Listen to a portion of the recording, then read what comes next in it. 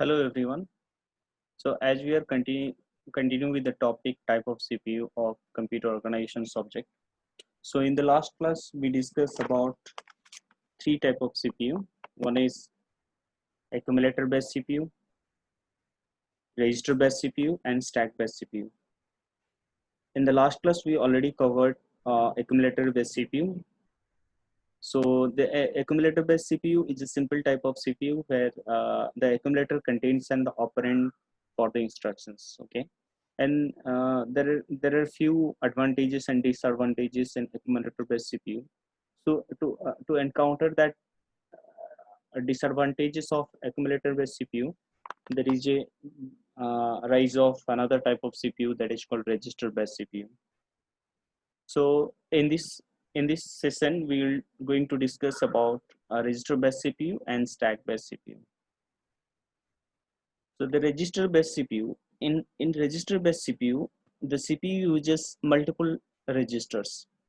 So the a register having the power to store the data, or the register having the power to store the address of an instruction, or the operand address, or the operand value. Okay, if we have a more number of registers, then our instructions can if our instructions can contain a more number of operand values, then the CPU can easily accommodate the more number of operand value into the register. So a register can store a single value of data. As we discussed in the previous classes, the use of register and meaning of register. Basically the register used to store the data, as well as the register used to transfer the data from one component to other component. So this type of CPU is also known as the GPU organization CPU. That because these registers are the general purpose registers. That means this register can be used for any general purpose things. Okay. So due to the multiple or due to the number of registers are used in the CPU, so the program size becomes a shorter one. If we compare with the accumulator based CPU, then the size of the program in accumulator based CPU is bigger than the size of the program in register based CPU. Okay, uh, this is possible because of the multiple registers. So that means a CPU having the power to store multiple operands into the register. Okay, so let's do a program that is an expression x equals to a plus b. Sorry, it is a plus b, uh, then c plus d. Okay,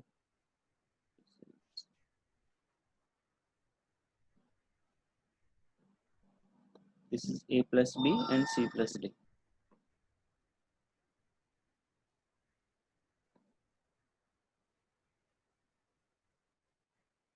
So here a b c d, these are the operand value where the data stored or the data is available, and we have to write an assemble code to solve this expression. That means when we supply a b c d, and it will evaluate the process that a plus b, then again c plus d, after that it will make a difference between the a plus b and c plus d. Okay, then whatever result will come, that will go to the another operand value, that is the x. So these are the temporary, okay, temporary locations. So in accumulator based CPU, as the CPU use only accumulators to store the operand values. Okay, so but in case of register based CPU, then we have so many registers are there, general purpose registers, like say it is R1, okay, R2, R3, R3, this is R2, R4. So similarly, a lot of registers are there. So, and all registers having the power to store the accumulator value, or sorry, operand value. Okay. So in register 1, we can store the value of A.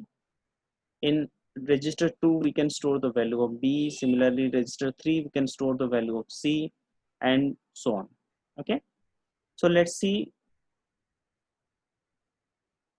the first instruction is that load R1A. So here load is a mnemonic code. Okay, load is a mnemonic code. It means that the content of operand a value is placed in register R1. Okay, so here it can be written as R1, that is memory of a.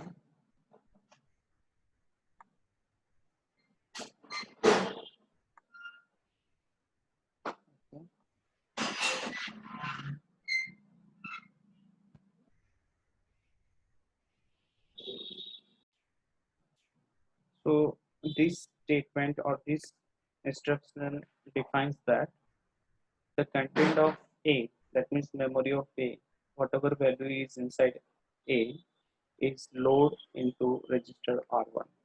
Okay, so the next instruction is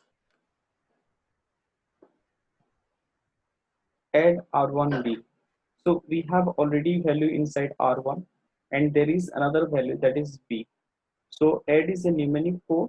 Okay, through this instruction defines that R1 contains the value inside R1 plus the value inside B. Okay, so both will added together and it will store back to R1, or the R1 takes the addition of R1 plus B. Okay, so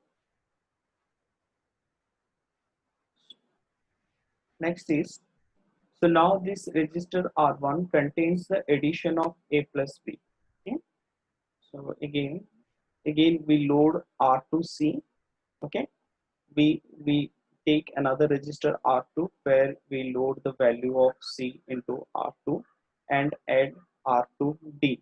So it means that R2 contains the addition of R1, which is initialized with C value plus D value. Okay, the content in operand D. Both will added together and it will stored in R2. So now this R1 and R2 both contain A plus B and C plus D values. Okay, so after that we we we have to do the subtraction, right? For doing the subtraction we need a mnemonic code sub stub, and through this mnemonic code we have to construct and register instruction, that is sub r1b, sorry, r1 r2. So it means that r1 value takes r1 minus r2. Okay, so initially r1 was a plus b and r2 was c plus d. Both will subtract to each other and the result will move back to r1. Okay, so after that we have to shift that r1 value to another location or operand value, that is x. Okay, by storing that value. Okay, in this way the register based cpu works. So if we have more number of operand value in our expression, then we are not bothering about that. We simply increase the number of registers. So if our instruction contains one registers, sorry, if our instruction can contain one register, two register, three register, four registers, okay, that completely depends on the number of operands used in our expression. So that it will sort the programs. Okay, if we compare the accumulator based cpu, in accumulator based cpu first we have to load the content of a into accumulator, then again we have to add with the uh, accumulator value, then again we have to free the accumulator, then again we have to load another value with the accumulator. In this way, so every time we need an extra uh, operand value where we have to make free the accumulator. Okay, which is going to receive the new value. Okay, so if this way, this is the reason that accumulator based cpu is the lengthier program, the program size is lengther than the register based cpu. Okay, so another type of cpu is the stack based cpu. in the stack based CPU.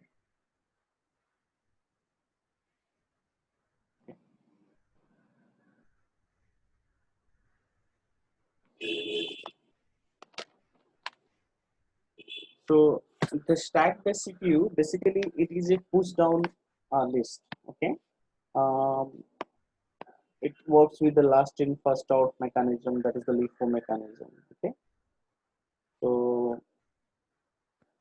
and it represents either inside the CPU or the portion of the memory of the top backend location of the stack.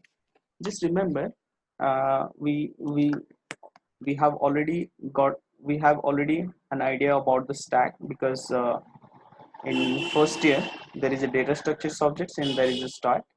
So here the stack is that this type of structure where we insert the value into the stack, and that value is go to the bottom of the stack. Okay, so again we can insert the value into the stack, then it will just remain above the last entry. Okay, when we take out the value from this stack, then we have to take out this value, not the last value. Okay, so that means this stack arrangement can be possible inside the CPU as well as the memory. Okay, computer memory, and the portion of the computer memory of a top vacant location of the stack. Okay, if the stack is not vacant one, then we cannot insert the data, so that the stack should be a vacant one. Okay, so that we can easily insert the data into the stack.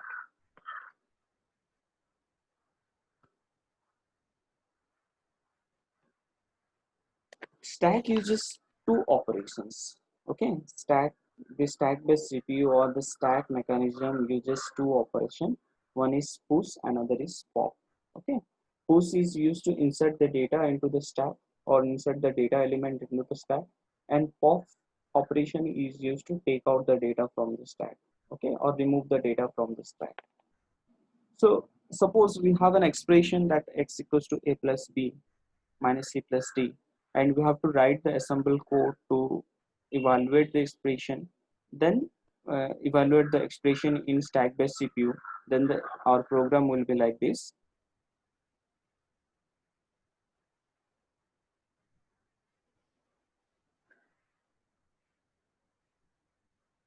Okay.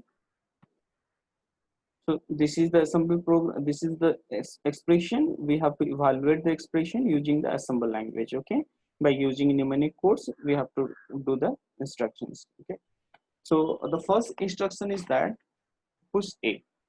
So suppose this expression contains or the expression use a b c d as the operand value. Okay, so say suppose this is my stack. Okay, and the stack is numbered. Okay, this is the stack pointer. The stack pointer is pointing to the element on the stack.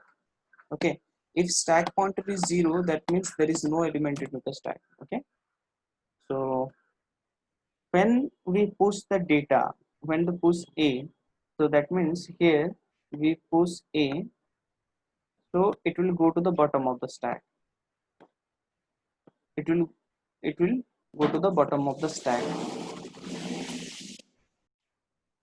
Okay, so when we insert the value a into the stack pointer becomes 1. Initially it was 0 because the stack was empty. So now the stack is filled with one value, so that stack becomes 1. Okay, so here stack becomes 1, sp equals to 1. Okay, so here I can write the position of the stack pointer is 1, right? So the next is uh, there is push b. Okay, we have already value a inside the stack. Now we insert a new value b into the stack. Okay, so here I have insert a new value, that is b, into the stack. So now the stack pointer is also increases. The stack pointer goes to this location. Okay, So it defines that two. That means the stack contains two elements, that is A and B. So the stack pointer value becomes 2. Okay. Okay. Okay. So then again, uh, here we insert A into the stack and we also insert B into the stack. Then our next operation should be the addition of the two operand. Okay. So we have to use the mnemonic code. Okay. Add AB. Okay. So these two operands should be added together. Then it will come to this location. Okay. So here it will become, there will be no,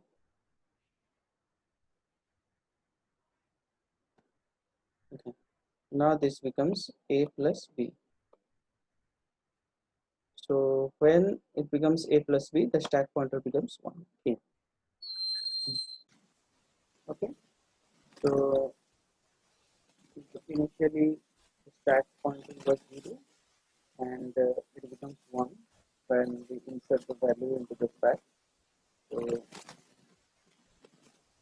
it was 0 at this location, now it becomes 1. Okay. So this is over, this part is over. First we insert a value A by using the push operation, and we insert the value B by using the push operation, and after the two values insert into the stack, we perform the addition operation.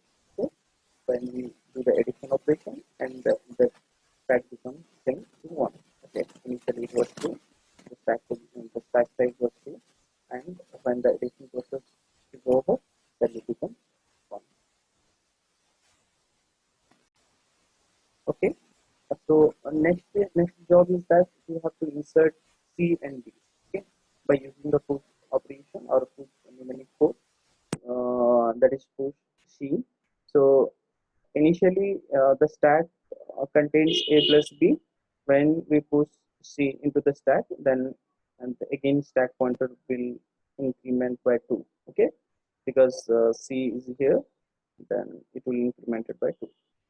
So now the stack contains two elements. Okay, this we insert C here. Okay, now again we have to insert the D. This is over, and we have to insert D into the stack by using the push operation. Okay, so when we insert D, how many elements inside the stack? One is A plus B, then C, then D. So now the D is here inside the stack. So the stack pointer again incremented by 1, that becomes 3. Okay, so it indicates that the three number of data are present inside the stack. Okay, so after that again we got C and D inside the stack, then we have to do the addition operation. So the addition operation is A plus B, then top two elements added together, that is C plus D, and it is again the stack size is into 2. Okay, so in this case this is 2.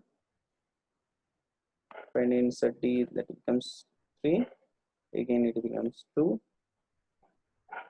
Okay, so after this, that means we perform A plus B, and we also perform C plus D. Then our next job is to do the subtract. Okay, so for that we have to use the sub mnemonic code, and when we use the sub mnemonic code, these all elements. Okay, there is a C plus D. This one is C plus D. Okay, C plus D.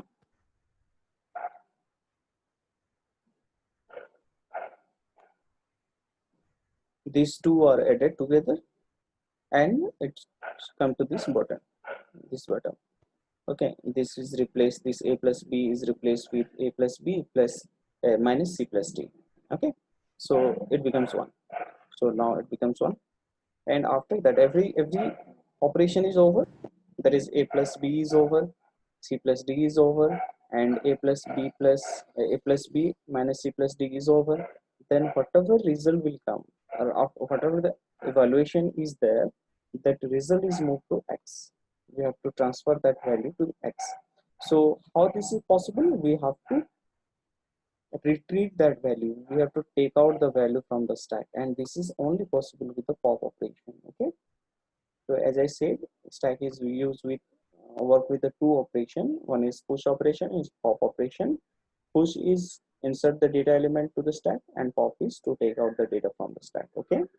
So here next instruction for this stack based CPU is popx. So that means what value inside the stack, that is a plus b minus c plus d is there, that is popping out from the stack, and it will move to the location C. Okay, and it move to the operand C.